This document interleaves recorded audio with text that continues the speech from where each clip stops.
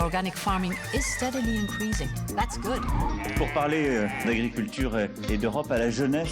Der Klimawandel erfasst immer weitere Teile der Welt. Farmers help us bring nature back and preserve biodiversity. Ceux qui sont dans le rouge s'en sortent quand ils font plus vert. La qualité dans ce pays, elle doit être là pour tous.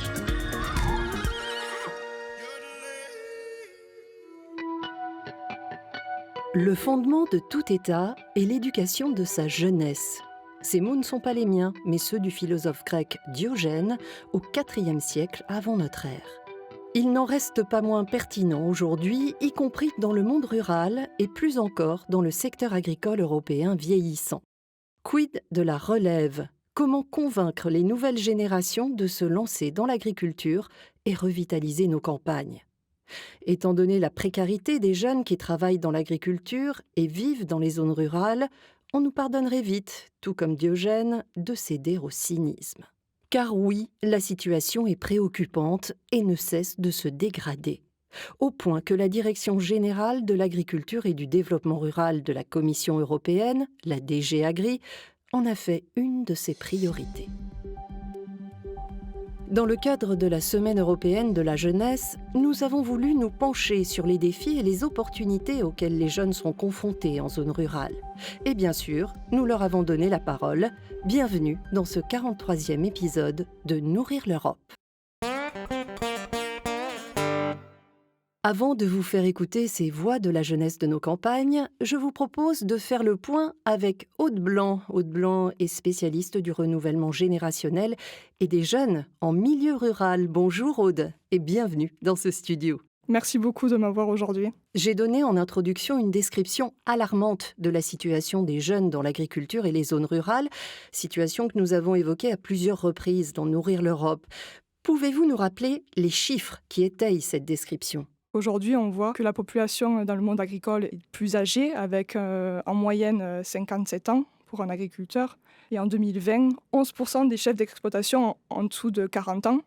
Et parmi ceux-là, seulement 3% sont de jeunes femmes. Donc c'est assez problématique. On a besoin de trouver des solutions. On a besoin d'un renouvellement de ces générations. Et aujourd'hui, ce qu'on voit, c'est que les zones rurales ne sont plus forcément attractives de manière générale. Quels sont les défis à relever en priorité pour garantir la relève dans l'agriculture et redonner une attractivité aux zones rurales ? On a de grands enjeux du fait qu'elles soient éloignées pour les transports, pour les services comme la santé, l'éducation, la culture, les lieux de rencontre aussi pour les rencontres sociales. Et en addition de cela, les jeunes agriculteurs ont davantage de difficultés pour avoir accès au foncier, mais aussi au crédit pour pouvoir investir. Donc c'est quelque chose qu'on doit vraiment adresser et trouver des solutions pour encourager les jeunes à rester, aussi à revenir, ou dans le cadre de jeunes vivant et ayant grandi dans les zones plus urbaines, de les attirer justement dans les zones rurales. Donc, votre mission au sein de la Commission pour rajeunir nos campagnes va au-delà de l'agriculture. En effet, beaucoup d'activités de secteur sont possibles dans les zones rurales aujourd'hui, pas seulement l'agriculture. Et c'est pour cela qu'à la DG Agri, et notamment au travers de notre politique agricole commune, donc la PAC, nous avons différentes possibilités pour soutenir les jeunes à lancer leur activité, notamment avec le programme Leader, qui va soutenir des activités innovantes, des business. On a aussi le soutien au lancement des entreprises. Donc beaucoup d'initiatives sont possibles vraiment pour encourager les jeunes à revenir, à s'installer et à innover.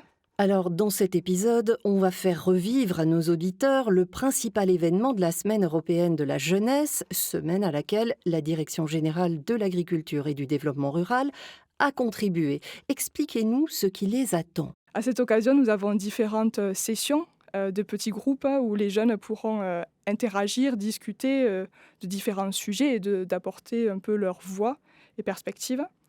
Et à cette occasion, donc, la DG Agri a aussi une session où on va discuter de la jeunesse en zone rurale et dans l'agriculture pour avoir vraiment un retour d'expérience des jeunes, leurs ressentis, leur opinion, qu'est-ce qu'ils pensent qui fonctionne ou non, mais aussi leurs idées pour le futur et ce qui va nous donner aussi, faire comprendre la réalité du terrain. Aude Blanc, on vous retrouvera en fin de programme, mais d'abord je vous propose d'écouter les témoignages de 2 jeunes qui se battent pour redonner à leur génération le goût de la vie rurale. Cap, pour commencer, sur le sud de l'Irlande.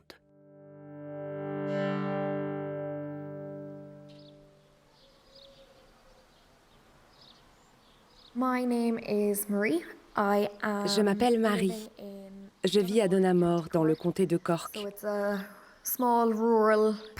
C'est une petite paroisse très rurale, avec 5 petits villages. On est à 25 minutes de la ville la plus proche. Ce n'est pas la montagne, mais on est entouré de montagnes. C'est un endroit pittoresque où il fait bon vivre. J'enseigne dans une école primaire à 20 minutes de chez moi, dans une zone encore plus rurale.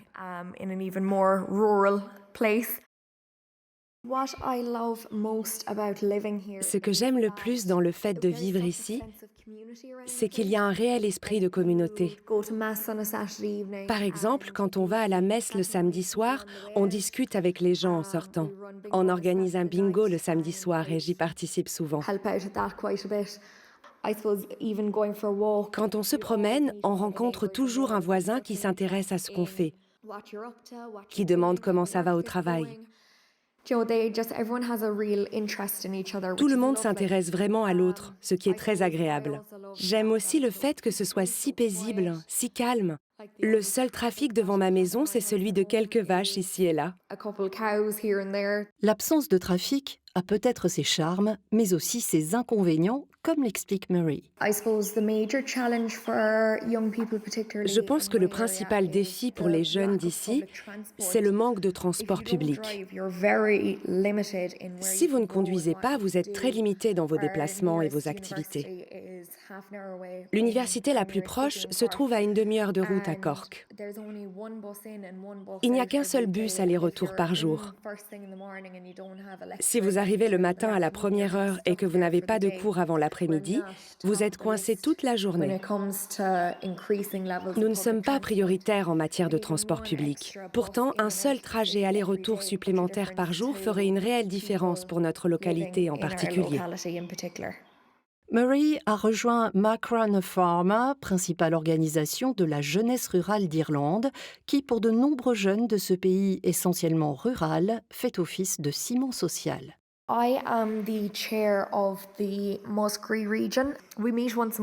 Je suis la présidente pour la région de Muskerry. On se réunit une fois par mois. Ensuite, chaque responsable retourne dans son club, fait le point sur ses activités et celles des autres clubs. Cela permet de rencontrer des gens d'ailleurs autour d'intérêts communs. On peut tout organiser. Par exemple, des épreuves de concours nationaux, des soirées, des conférences sur l'agriculture et même des cours de secourisme. En gros, on fait de notre mieux pour organiser ce dont nos membres ont envie. On est tous des gens très occupés, mais on se passionne pour ce qu'on fait. Une passion que Murray intègre aussi à sa vie professionnelle.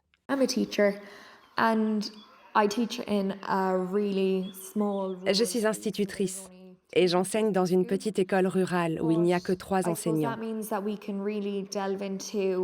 Mais cela signifie que nous pouvons vraiment nous plonger dans l'histoire locale, le patrimoine local.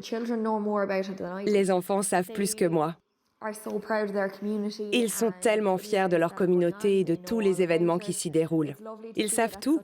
C'est adorable de voir qu'à un si jeune âge, ils ont entre 9 et 13 ans, ils sont tous si fiers de leur région. Nous quittons Murray Wallace et l'Irlande pour prendre la direction de l'Espagne. Nous y rencontrons un jeune néo-rural qui ambitionne de faire revenir les jeunes citadins dans les campagnes. Je m'appelle Mathias, j'ai 27 ans et je fais partie de ces gens qui ont quitté la ville pour s'installer à la campagne. Depuis 6 ans, je vis dans un petit village du nord de l'Espagne, Usieda, au milieu des montagnes, d'agriculteurs et de nombreux voisins extraordinaires qu'on connaît forcément quand on vit dans un petit village. Ce que j'aime le plus, vivant dans un village, c'est la bonne connexion Internet. Ce n'est peut-être pas la première chose à laquelle vous penseriez, mais lorsque vous êtes jeune et que vous voulez vraiment vivre dans une communauté rurale, vous devez avoir des services de base. Dans notre village, on a désormais un accès rapide à Internet. Et cela nous permet, aux nombreux jeunes qui s'y installent maintenant, de faire du télétravail. Et c'est fantastique, parce qu'on peut travailler sur nos ordinateurs, puis, après un appel vidéo, une réunion, aller dans le jardin, juste être là, avec la nature. Le lien entre la nature, le travail et les activités de loisirs est ce que j'aime le plus. Mais tout comme Murray, Mathias parle ouvertement des obstacles auxquels il est aussi confronté. La vie n'est pas toujours facile, car l'accès au logement est un véritable désastre dans les zones rurales. C'est si difficile de louer une maison ou d'acheter. Et c'est aussi un désastre parce que si vous voulez aller d'un point A à un point B, que vous n'avez pas de voiture, que vous avez moins de 18 ans ou que vous êtes une personne âgée et qu'il n'y a pas de transport public, alors vous êtes coincé. Beaucoup de gens voudraient s'installer en zone rurale, mais le manque de services les fait hésiter. Face à ces défis, Mathias a créé une association communautaire qui cherche à aider les jeunes générations à explorer, voire à adopter la vie rurale. Il y a 5 ans, nous avons créé une organisation locale de jeunesse. Nous développons actuellement un projet de cohabitation. Les jeunes qui vivent dans les villes surpeuplées et qui souhaitent vraiment s'installer dans une communauté rurale peuvent le faire grâce à nos maisons. Je pense que c'est une idée fantastique parce qu'ils ne sont pas seuls. Ils viennent dans ces colocations, ils partagent une maison et nous les mettons ensuite en contact avec des habitants. Par exemple, si quelqu'un veut faire du fromage, il peut télétravailler le matin et le soir, il peut aller chez Raquel, une voisine qui fait un fromage extraordinaire. Ce lien entre les nouveaux arrivants et les communautés locales passe donc par la terre, par les agriculteurs, par les personnes qui cultivent des légumes, fabriquent du fromage, produisent quelque chose qui est lié au territoire. Quand on lui demande de quoi a besoin sa communauté pour perdurer et prospérer, Mathias répond au quart de tour. Nous avons besoin de plus de jeunes agriculteurs, c'est certain, parce que ceux qui ont protégé le patrimoine culturel et naturel et conservé cette identité, cette communauté, ces villages, étaient des agriculteurs. Et beaucoup de nouveaux arrivants veulent aussi devenir agriculteurs. L'avenir sera donc entre deux, où l'on pourra être médecin dans le village, mais aussi agriculteur, où l'on pourra être avocat, mais aussi cultiver des légumes, promouvoir des produits alimentaires de qualité pour la communauté.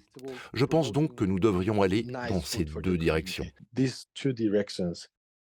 Les efforts de Matías Rubio et Murray Wallace sont d'une importance vitale pour l'avenir de la ruralité en Europe, et donc, bien sûr, pour l'agriculture et la production alimentaire. Raison pour laquelle, comme l'expliquait Aude tout à l'heure, ces questions sont au cœur de la Semaine européenne de la jeunesse, cette année à Bruxelles.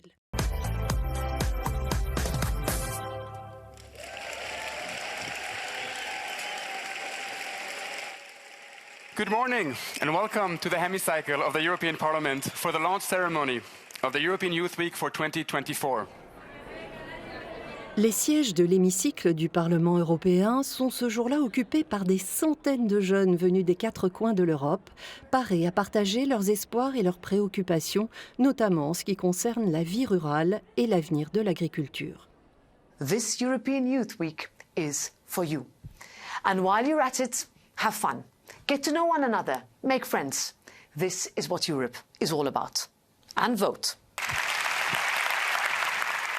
Le président du Parlement européen exhorte ces jeunes à voter lors des élections européennes de juin. Pour beaucoup d'entre eux, c'est la première fois qu'ils vont élire les députés européens qui votent les lois dans cet hémicycle. L'événement de la Semaine de la jeunesse comprend plusieurs sessions en petits groupes, dont celle mentionnée par Aude sur les jeunes dans les zones rurales. Un sujet qui passionne, les jeunes Européens viennent partager leur point de vue et apprendre. Et parmi les participants se trouve une enseignante de l'Irlande rurale et un agriculteur de l'Espagne rurale. Vous l'aurez compris, il s'agit de Murray et de Mathias, tous devenus tout spécialement à Bruxelles pour l'occasion. Ils ont notamment offert leur point de vue sur ce qui doit être fait à tous les niveaux de gouvernance pour mettre les jeunes au premier plan de la renaissance rurale. Cette renaissance rurale qui est une priorité des politiques européennes. Murray, Mathias, bienvenue dans Nourrir l'Europe. Murray, pour commencer, parlez-moi des sessions en petits groupes auxquelles vous avez participé ici. Qu'avez-vous appris et qu'avez-vous apporté ? Ce matin, j'ai assisté à une session sur la santé mentale et le bien-être et sur comment les écoles peuvent y contribuer. C'était une discussion très intéressante avec des étudiants, des enseignants, des personnes qui ont terminé leurs études et qui travaillent aujourd'hui sur ce qu'ils ont appris sur la santé mentale et le bien-être à l'école et ce qu'on peut faire pour améliorer les choses. La discussion à laquelle je viens d'assister porte sur le rôle important que joue la vie rurale et l'agriculture en Europe. Est-ce que ça vous donne le sentiment d'avoir pris la bonne décision, celle de vivre et de travailler à la campagne ? Tout à fait. J'ai grandi à la campagne et j'y ai vécu toute ma vie, même lorsque je suis allée à l'université. Et d'après les conversations que j'ai eues avec les gens ici, ils ont tous des opinions similaires sur le sujet. Sur l'aspect communautaire et leur rôle dans leur communauté pour améliorer les choses, ce qui me parle vraiment. Vous êtes à Bruxelles aujourd'hui. Quel message avez-vous envie d'adresser aux décideurs politiques ? Je leur dirais qu'il faut vraiment investir dans les infrastructures rurales, comme les transports publics, le haut débit, la mise à disposition d'espaces pour que les gens puissent travailler sur place autant que possible, afin de les maintenir dans les zones rurales. Je pense que c'est probablement le plus important. Je me tourne vers vous, Mathias. Vous participez depuis un certain temps à l'élaboration de la politique européenne pour les jeunes des zones rurales. Que retenez-vous de votre participation à l'événement d'aujourd'hui, ici à Bruxelles ? Je pense qu'il y a encore un long chemin à parcourir. Nous avons lutté pour nous faire entendre. C'est bien d'arriver au niveau européen pour voir que les gens sont des gens, qu'ils sont humains, comme nous, et qu'en fait, ils sont super bien intentionnés. Mais allez, quand ils nous demandent de nous exprimer et qu'on s'exprime, on attend d'eux des actions pour créer de meilleures communautés rurales. Ça doit quand même faire du bien d'être entouré d'autres jeunes qui partagent votre engagement pour la ruralité. Oui, et c'est ce que nous devons faire, nous organiser, créer des associations, créer des organisations pour nous rassembler. Nous l'avons dit, si ce n'est pas amusant, ça n'en vaut pas la peine. Si vous ne pouvez pas partager l'expérience, vous ne resterez pas dans les zones rurales. Tout le monde veut avoir des amis, et ici, au niveau européen, nous sommes peut-être des nerds de la démocratie, mais allez, c'est bon de se réunir. Et quelle est votre priorité numéro 1 à faire valoir auprès des décideurs et des fonctionnaires qui élaborent la politique de l'Union en matière d'agriculture et de développement rural ? Les jeunes doivent être au centre du débat parce que nous sommes ceux qui ont les modes de vie les plus précaires, qui ont le plus de problèmes lorsqu'il s'agit d'accéder au logement. Si nous voulons des zones rurales de qualité, il nous faut des gens, alors s'il vous plaît, mettez-les au centre et travaillons ensemble. Et on retrouve également Aude de la DG Agri, ici, au Parlement européen. Qu'allez-vous rapporter à vos collègues de l'événement d'aujourd'hui ? Je retiendrai de cet événement vraiment l'optimisme et l'énergie que toutes ces jeunes personnes nous ont amenés aujourd'hui, ce matin dans l'hémicycle, mais aussi cet après-midi durant notre session sur l'agriculture et la jeunesse dans les zones rurales. Vraiment de voir tout cet optimisme, cette énergie, cet espoir en fait dans l'Union européenne. Et aussi, je garde foi en fait pour les prochaines élections en juin. Vraiment, les jeunes iront voter et sauront s'engager pour notre futur. Quel rôle peuvent jouer les États membres dans le soutien aux aspirations de jeunes ruraux tels que Murray et Mathias ? Ce n'est pas seulement l'affaire de la Commission, n'est-ce pas ? En effet, les États membres sont des acteurs essentiels pour l'application des plans stratégiques nationaux. Car nous, la Commission, nous sommes là pour les accompagner, nous les suivons et conseillons, mais c'est à eux, au final, de vraiment mettre en place les plans stratégiques nationaux. Donc, pour le renouvellement des générations, ils ont à leur disposition différentes mesures et interventions qu'ils doivent ensuite, eux, choisir les plus adaptées selon leur territoire et leurs problématiques. Donc, vraiment, on encourage et on accompagne les États membres à mettre en place une stratégie complète et compréhensive et aussi vraiment prendre des mesures européennes, mais également locales et nationales. Est-ce qu'un événement comme celui-ci peut renforcer la place et le rôle des jeunes dans les zones rurales ? Vous faites vous-même partie de cette jeunesse rurale. Comment vous sentez-vous à l'issue de ces rencontres ? En effet, je viens d'une zone rurale du sud de la France et je crois vraiment qu'on a un réel rôle à jouer à l'échelle européenne. Nous sommes le futur de l'Union européenne et aussi de nos zones rurales, donc c'est à nous de prendre en main et de vraiment croire à notre potentiel et aller chercher ce dont on a besoin et ce qu'on voudrait avoir chez nous et sur nos territoires. Cela nous ramène à ce que vous disiez à propos de l'importance d'aller voter aux prochaines élections européennes.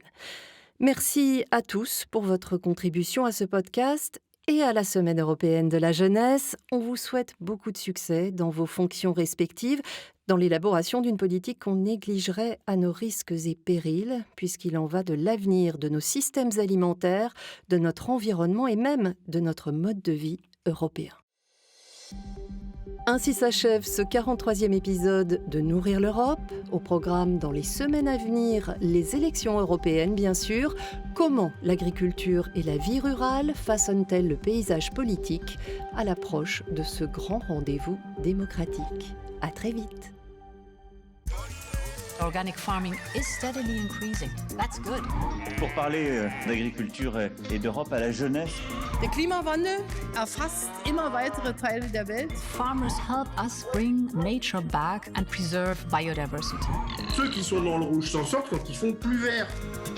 La qualité dans ce pays, elle doit être là pour tous.